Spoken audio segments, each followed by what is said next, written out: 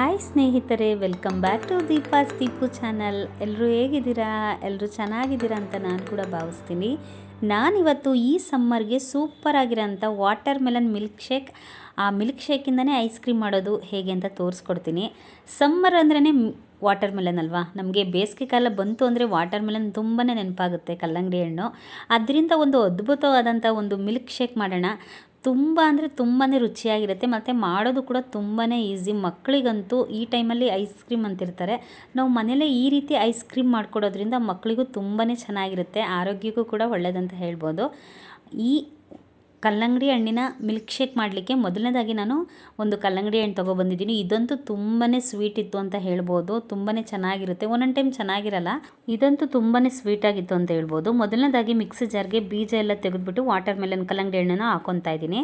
ಇದ್ರ ಜೊತೆಗೆ ನಾನು ಕಂಡೆನ್ಸ್ಡ್ ಮಿಲ್ಕ್ ಹಾಕ್ಕೊತೀನಿ. ಇದಿಲ್ಲ ಅಂದರೆ ಪರವಾಗಿಲ್ಲ, ನೀವು ಶುಗರ್ ಕೂಡ ಹಾಕೋಬೋದು, ಇಲ್ಲ ಆರ್ಗ್ಯಾನಿಕ್ ಬೆಲ್ಲ ಕೂಡ ಹಾಕೋಬೋದು.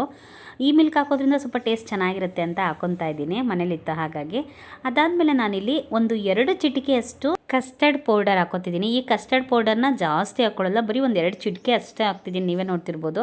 ಅದಾದಮೇಲೆ ನಾನಿಲ್ಲಿ ನಿಮಗೆ ನೀವು ಎಷ್ಟು ಪ್ರಮಾಣದಲ್ಲಿ ಮಾಡ್ಕೋತೀರಾ ಅಷ್ಟು ಪ್ರಮಾಣದಲ್ಲಿ ಹಾಲು ಹಾಕ್ಕೊಳ್ಳಿ.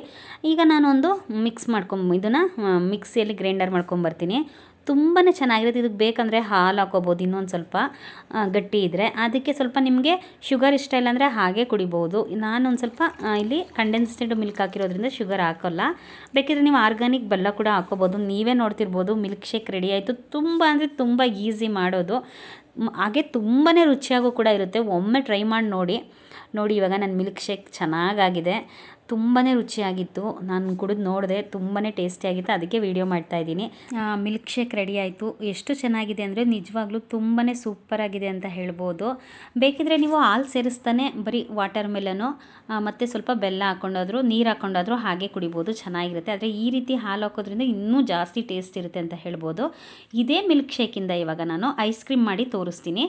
ಏನಿಲ್ಲ, ಸಿಂಪಲ್ಲು. ಇವಾಗ ಮಿಲ್ಕ್ ಶೇಕ್ ರೆಡಿಯಾಗಿದೆಯಲ್ವ, ಇದನ್ನೇ ನೀವು ಐಸ್ ಕ್ರೀಮ್ ಮೋಲ್ಡ್ ಇಲ್ಲ ಅಂದರೆ ನೀವು ಮಾಮೂಲಿ ಲೋಟಕ್ಕಾದರೂ ಹಾಕ್ಬಿಟ್ಟು ಒಂದು ಸ್ಪೂನ್ ಹಾಕಿಡ್ಬೋದು. ನನ್ನ ಹತ್ರ ಐಸ್ ಕ್ರೀಮ್ ಮೋಲ್ಡ್ ಇತ್ತು, ಹಾಗಾಗಿ ಇದೇ ಮೋಲ್ಡಿಗೆ ಹಾಕ್ತಾಯಿದ್ದೀನಿ. ಒಂದು ಸ್ವಲ್ಪ ಮಕ್ಕಳಿಗೆ ಅಟ್ರಾಕ್ಟಿವ್ ಆಗಿ ಕಾಣುತ್ತಲ್ವಾ, ಹಾಗಾಗಿ ಈ ಮೋಲ್ಡಿಗೆ ಹಾಕಿ ಇಟ್ಟಿದ್ದೀನಿ ನಾನು.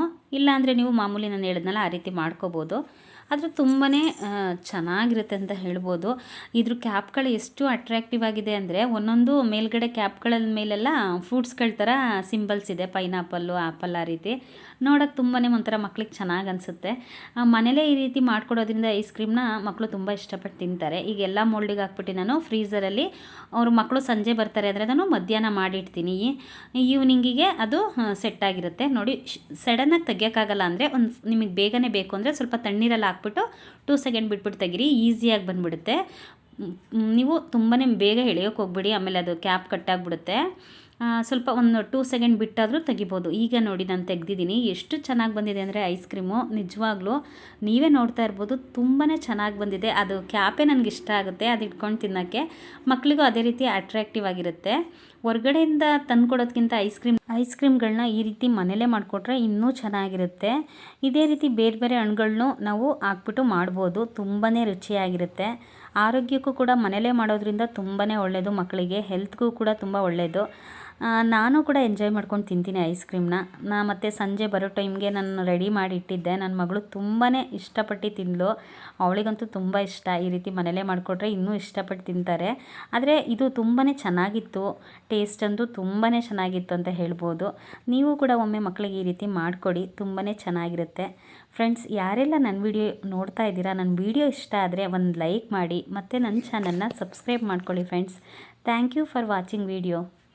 ನೋಡಿ, ತುಂಬ ಅಂದರೆ ತುಂಬ ಇಷ್ಟಪಟ್ಟು ತಿಂತಾರೆ ಮಕ್ಕಳು. ನೀವೇ ನೋಡ್ತಿರ್ಬೋದು ಎಷ್ಟು ಚೆನ್ನಾಗಿ ಬಂದಿತ್ತು ಈ ಐಸ್ ಕ್ರೀಮ್ ಅಂದರೆ ಅದೆಷ್ಟು ಸರಿ ಹೇಳಿದ್ರೆ ಸಾಲಲ್ಲ, ನಾನು ಹೇಳ್ತಾನೇ ಇದ್ದೀನಿ ಆವಾಗಿಂದ. ತುಂಬಾ ಚೆನ್ನಾಗಿ ಬಂದಿತ್ತು. ನೀವು ಕೂಡ ಒಂದು ಸರಿ ಮಾಡಿಕೊಡಿ ಫ್ರೆಂಡ್ಸ್. ಮತ್ತು ಆರೋಗ್ಯಕ್ಕೂ ತುಂಬಾ ಒಳ್ಳೆಯದು ಈ ರೀತಿ ಮನೇಲೇ ಮಾಡೋದ್ರಿಂದ. ಆಮೇಲೆ ಮಿಲ್ಕ್ ಶೇಕ್ ಅಂತೂ ಅಯ್ಯೋ, ಅದು ಹೇಳೋದೇ ಬೇಡ, ಅಷ್ಟು ಚೆನ್ನಾಗಿ ಬಂದಿತ್ತು. ಬಿಸಿಲಿಗೂ ಮಧ್ಯಾಹ್ನ ಟೈಮ್ ಬಿಸಿಲಿರುತ್ತಲ್ವ, ಹೊರಗಡೆಯಿಂದ ಬಂದಾಗ ಕುಡಿದ್ಬಿಟ್ರೆ ಸೂಪರಾಗಿರುತ್ತೆ.